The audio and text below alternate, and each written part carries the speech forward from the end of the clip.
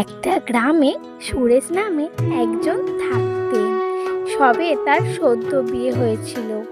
তাদের অনেক দিন ধরে কোনো সন্তান হয়নি। কিন্তু এদিকে সুরেশের মা তার স্ত্রীকে দেখতে পারতো না। আর সুরেশ ও তেমন ভালো ছিল না, তাই সেও তার স্ত্রীকে রূপাকে দেখতে পারতেন না। এ কি বৌমা, তুমি ঠিক মতো রান্নাও করতে পারো না? তাহলে কি পারো শুনি? এতদিন হয়ে গেল, একটাও তো কোনো সন্তান দিতে পারলে না। তাহলে এখানে থেকে তোমার কি হবে? বেরিয়ে যাও, তুমি এখান থেকে বেরিয়ে যাও। এখানে থাকার তোমার কোনো অধিকার নেই।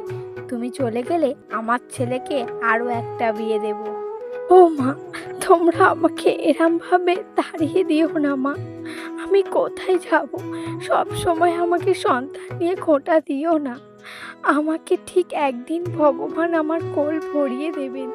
তোমরা কিছু বলতে পারবে না তখন। দেখো, আমি একদিন মা হব, দেখবে মা। তারপর রূপা কাঁদতে কাঁদতে সুরেশের কাছে আসে। ও গো, শুনছো? দেখো না, আমাকে তোমার মা কত কথা শোনাচ্ছে।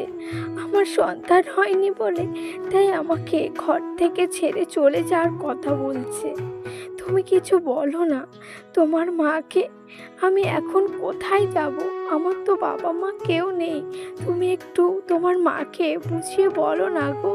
ঠিকই তো বলেছে, বেশ কয়েক বছর হয়ে গেল আমাদের তো কোনো সন্তান হলো না। তাই আমার মা বলবে না তো কি করবে শুনি? আমি এখন কি করব? তোমারই তো দোষ। তুমি যদি এতদিনে একটা সন্তান দিতে তাহলে তোমাকে কি বলতো না কি?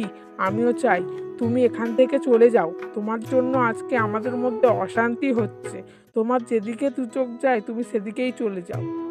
ঠিক আছে, তুমি আজকে বিয়ের প্রতিশ্রুতি দিয়ে আমাকে আজকে এরমভাবে তাড়িয়ে দিচ্ছ তো? একদিন আমাকে তুমি আনতে আসবে। আজকে আমার সন্তান নেই বলে আমাকে তাড়িয়ে দিচ্ছ।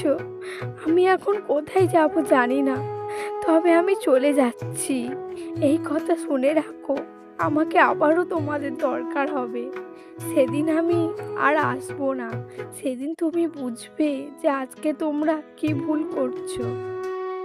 এই বলে রূপা ওখান থেকে চলে যায়। রূপা যেতে যেতে একটা বৃদ্ধা মহিলার সাথে দেখা হয়, যে কিনা বাড়ির সামনে ঝাড় দিচ্ছিলেন। মা, বুড়িমা, আমাকে একটু জল দেবেন? আমি অনেক দিন ধরে কোনো কিছু খাইনি। আমার খুব জল তৃষ্ণা লেগেছে। হ্যাঁ মা, এই নাও জল।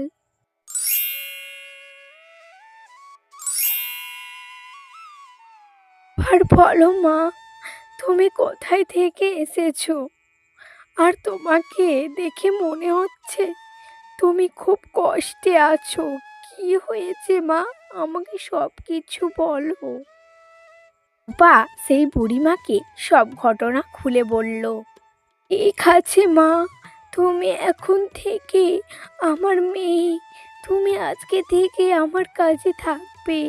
আর তোমাকে এখান থেকে কোথাও যেতে হবে না। আমাকে অনেক দয়া করলেন মা। এই অভাগিনীকে অনেক দয়া করলেন। আজকের পর থেকে আমি তোমাকে মা বলে ডাকবো। হয়তো আমার মা বেঁচে থাকলে ঠিক এই রকমই হতো। আমি আজকের অনেক খুশি আমার মাকে পেয়ে। আমি আজকে থেকে তোমার দেখাশোনা করব মা, আর তোমার কাছেই থাকবো। এরপর থেকে রূপা সেই বুড়িমার কাছেই থাকতে শুরু করে। এদিকে সুরেশের মা সুরেশকে আবার একটা সুন্দর দেখতে মেয়ের সাথে বিয়ে দেয়।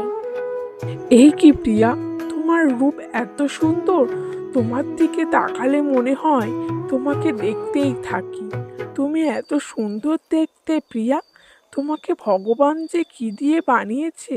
আমি অনেক খুশি তোমার মতো একটা সুন্দরীর সাথে আমার বিয়ে হয়েছে। থাক থাক, আমি জানি আমি কত সুন্দর দেখতে। তুমি কিছু মনে না করো। জানো, আমার বিয়ের আগে আমাকে কত সুন্দর দেখতে ছেলেরা পছন্দ করেছে। জানো, তবে আমি শুধু তোমাকেই বিয়ে করেছি, বুঝেছো? এইভাবে প্রায় বেশ কয়েকদিন কাটে। আমাকে একটু আজকে রান্না করে দেবে? আমি না আজকে মুখে ফেসিয়াল করেছি, তাই মুখে ধোঁয়া লাগলে মুখ নষ্ট হয়ে যাবে। তাই বলছি, আপনি আমাকে একটু চিকেন করে খাওয়াবেন মা। আমার যে চিকেন খেতে খুবই ভালো লাগে। তারপর প্রিয়ার শাশুড়ি বাধ্য হয় তাকে রান্না করে খাওয়ানোর জন্য। আবার প্রিয়া একটু খেতেও খুব ভালোবাসতো।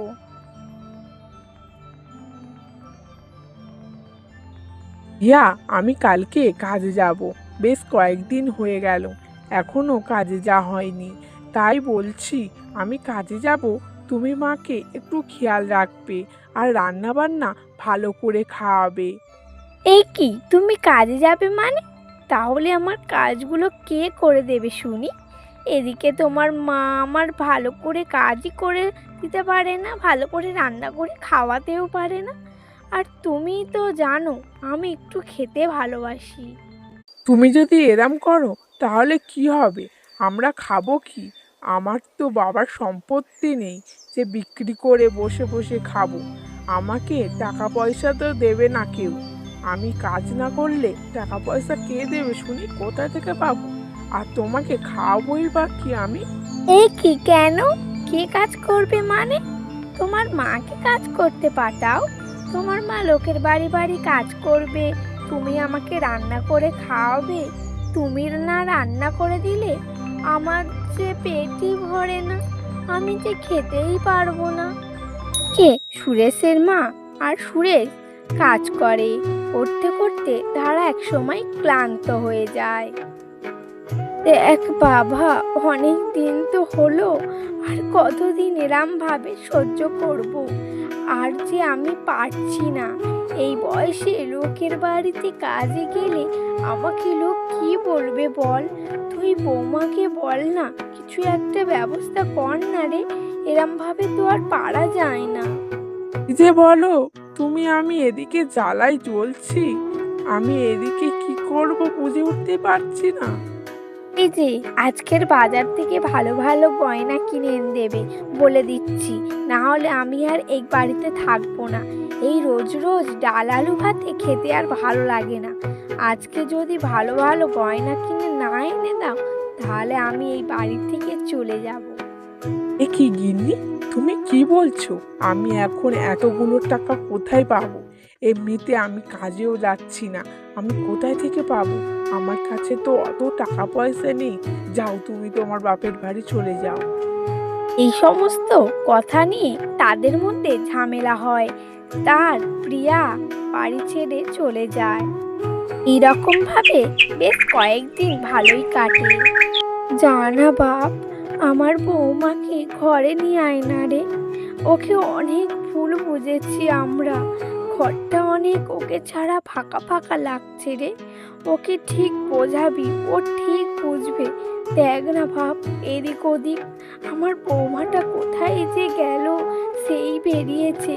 আর খোঁজ খবর আমরা তো নিইনি। কেমন আছে আমরাও জানি না। তুমি জানা, কে বৌমাকে ঘরে ফিরে নিয়ে আয় না রে। পর সুরেশ অনেক খোঁজার পর রূপার কাছে যায়। চলো না গো আমার সাথে আমাদের ঘরে। আমাদের বড় ভুল হয়ে গেছে। তুমি চলো না, তোমাকে নিয়ে যেতে এসেছি। আমার মা তার ভুল বুঝতে পেরেছে, আমিও আমার ভুল বুঝতে পেরেছি। তোমাকে ছাড়া আমাদের ঘরটা অনেক ফাঁকা ফাঁকা লাগছে। এবারে চলো, আর আমাদের ক্ষমা করো তুমি। তুমি ভাবলে কি করে আমি তোমার সাথে যাব? কোনোদিন না। যে ঘর আমি একবার ছেড়েছি, আমি আর ওখানে ফিরবো না। আর আমি যদি এখান থেকে চলে যাই এখন, তাহলে সব মেয়েদের অপমান হবে। আমাদেরও তো মান সম্মান আছে নাকি? তোমরা কি ভাবো, আমাদের কি কোনো মান সম্মান বলে কিছু নেই? তোমরা যখন ইচ্ছা পারবে তাই দেবে, আবার যখন ইচ্ছা পারবে নিয়ে যাবে। তারপর সুরেশ আর রূপার মধ্যে অনেক অশান্তি হলো, কিন্তু রূপা সুরেশের সাথে গেল না। এখন সুরেশ তার শাস্তি সে অবশ্যই পাচ্ছে। রূপা বুড়িমার সাথে ভালোভাবে তার দিন কাটছে।